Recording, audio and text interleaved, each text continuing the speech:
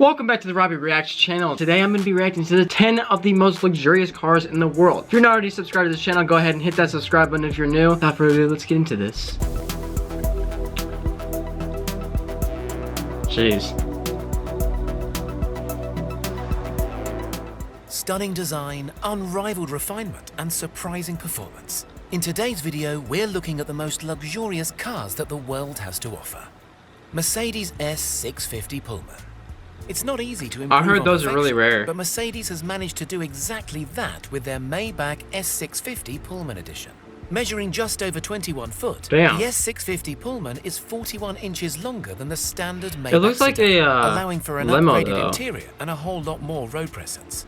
Exterior-wise, It is a limo. apart from the stretched body, this Pullman features a redesigned vertical bar grille with a chrome mesh insert, some new headlights, and plenty of smart-looking LED lighting. Inside sits a vis-a-vis seating arrangement, with two forward-facing airplane-style recliners for those long journeys, and two rear-facing jump seats for when you need to get in and out. Okay, wait. They just said those long journeys. Don't these things get like 8 miles per gallon? The S650 Pullman wants for absolutely nothing, and with a price tag of $615,000, that is only to be expected.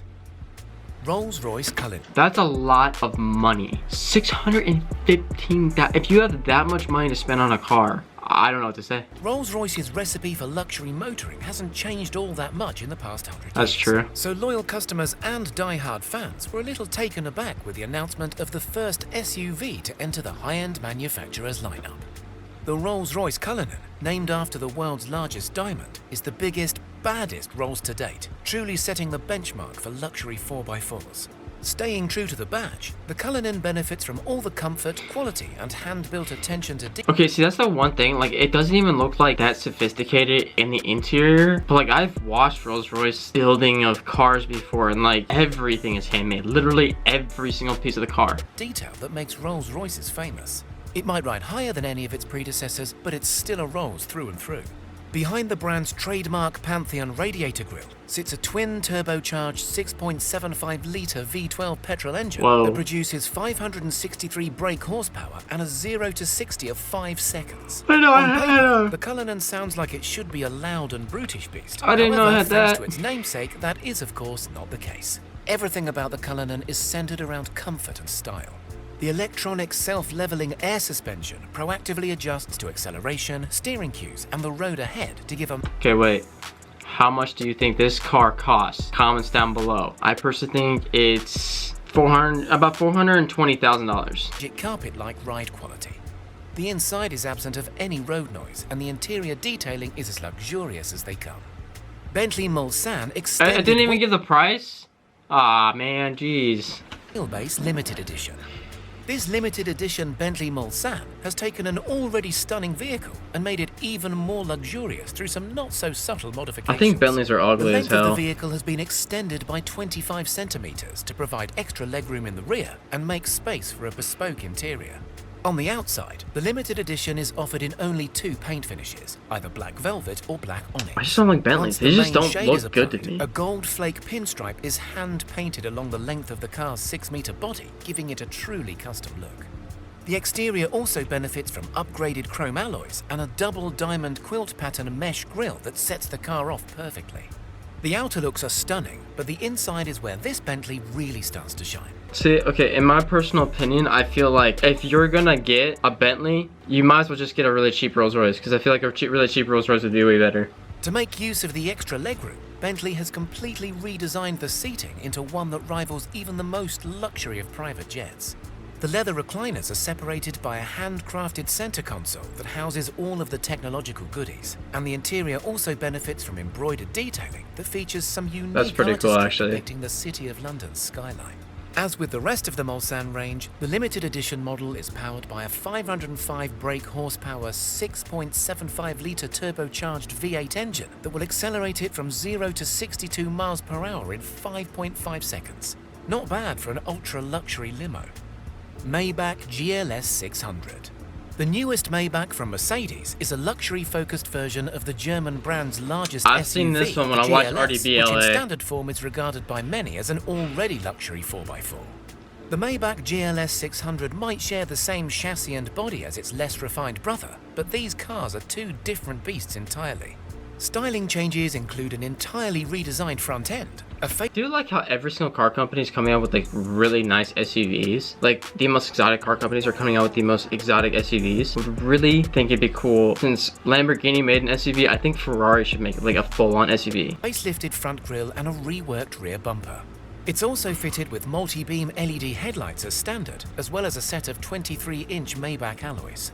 Other notable parts include active running boards that automatically deploy when a door is open to make getting in easier. That's what a Tahoe and has too, adjustable though. air That's suspension like that not will lower the car further if any climbing is too undignified. Wait, what? The interior of the Maybach GLS is similar in Damn. terms of size and legroom to that of the standard SUV. But as you would expect, there have been many improvements and refinements. Buyers can also specify the option of a 4-seat model as opposed to 6 that comes with a pair of reclining leather chairs, a fixed rear console which houses a climate But why do control you need panel, that? 2 fold-away tables and an optional champagne cooler. Other standout options include a 64-color ambient lighting system, a pair of touchscreen displays, and full body massaging seats. The twin-turbo 550 brake horsepower 4.0-litre V8 engine is pulled out of an AMG GT supercar and pulls the Maybach GLS 600 from 0 to 60 in 4.9 seconds. You just don't need something that... Lexani Mercedes Sprinter B6 Okay, Real. well, this is a van. I want cars. This is a freaking van. Of course it's going to be nice. The Sprinter vans are always nice. Where does it stop? Oh, BMW. Here we go. BMW is far more well known for its sporty saloons and soccer mum 4x4s, but nevertheless, the German manufacturer knows how to put together a luxury ride. That's true. The 7 Series has always been BMW's most executive motor, but up until now, it has never been able to rival the refinement that's found in its competitors. I'm gonna be real with you. As nice as BMWs look on the inside and outside, everything is plastic. Literally everything. Except for the chassis and the wheels. Everything else is just plastic. 2020 rendition of the 7 Series has created a class of its own, combining luxury chauffeured comfort That's actually with really the cool. speed and performance of track-destined machines. The M760 Li is the limousine version and adds a few extra inches to the already stretched business saloon. The 6.6-litre V12 that purrs behind the giant kidney grille sends this spaceship from 0 to 60 in 3.6 seconds, making it the second fastest BMW in the entire lineup, which is pretty amazing considering its sheer size and weight. Inside of the Li 7 Series is a tailor-made interior that's being geared towards both the driver and the passengers. There's controllable ambient lighting that wraps around the entirety of the cabin, touchscreen displays, and optional massage chairs that are designed to offer ultimate relaxation between meetings. One of the most advanced features is the motion-controlled dash, where you can change everything with simple hand gestures, including the music volume, aircon, and even the sat-nav. If I were to get any luxury vehicle, even though I'm not, like, I love my Beamer, don't get me wrong, that's as far luxury as I would go. Like, a car I don't feel like should be luxury. I feel like it should just be short, simple, and fast. Range Rover Velar SV Autobiography. The Range Rover Velar SV Autobiography is a high-performance SUV that prioritizes comfort over handling, which is what sets it apart from most of its rivals. With enough power to get it from 0 to 60 in under 4.5 seconds, the Velar is far from being sluggish, but speed is not... Wait, what did they say? Comfort versus drivability, I think? I'd rather have the other option, whatever they said. ...name of the game for this British icon. Outside, the Velar looks much the same as any of the other autobiographies, with only minor cosmetic adjustments here and there. Inside, though, is a completely different story. The quilted leather seats include a 20-way heating and cooling system and massage points as standard. The steering wheel has been redesigned to feel more sporting, and the dash has also had a complete makeover. All the controls are touchscreen, but feature a digital knurled dial to give a more analog feel. The Range Rover Velar SV Autobiography is the most luxury mid-size 4x4 to come out of Britain, and is quite the status symbol amongst rural Brits.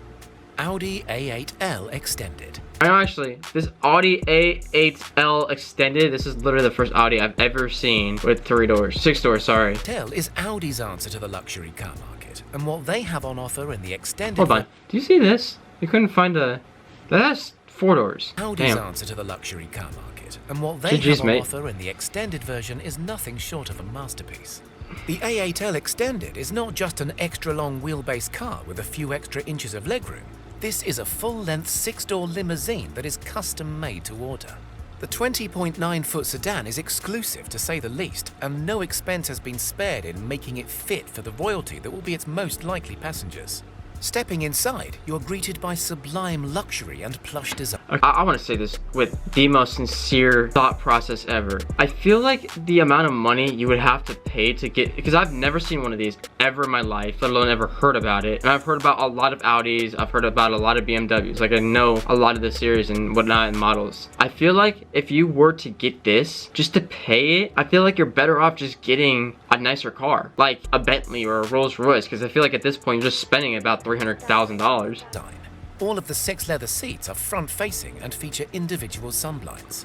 There are touchscreen smart displays throughout and a main 12.3-inch screen that acts as the interactive dash.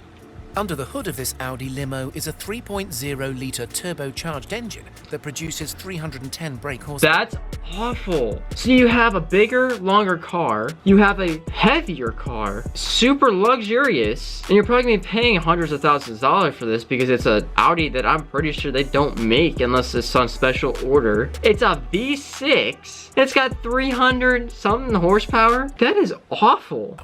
Speed isn't exactly on the agenda, but the A8 Clearly. Extended is still nippy enough to get it from 0 to 60 in 7.1 seconds. Nah, I'm sorry, but like, if you're gonna buy a luxury car, that ain't it. I'm sorry. Like, I think Audis are beautiful, I really do, just like BMW, but I can see why I'd never see those on the road, let alone I've never heard about them because I don't think people would ever want them.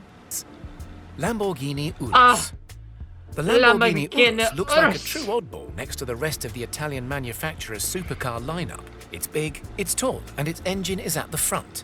This must be some sort of... Hey, believe it or not, if you guys didn't know this, Lamborghini engines on the Urus, actually, I think it's, I should say this, the Urus is literally an Audi Q series, I believe. I'm pretty sure, like everything is from Audi, except for like the engine, or maybe just the parts, I don't know. Sort of mistake, right?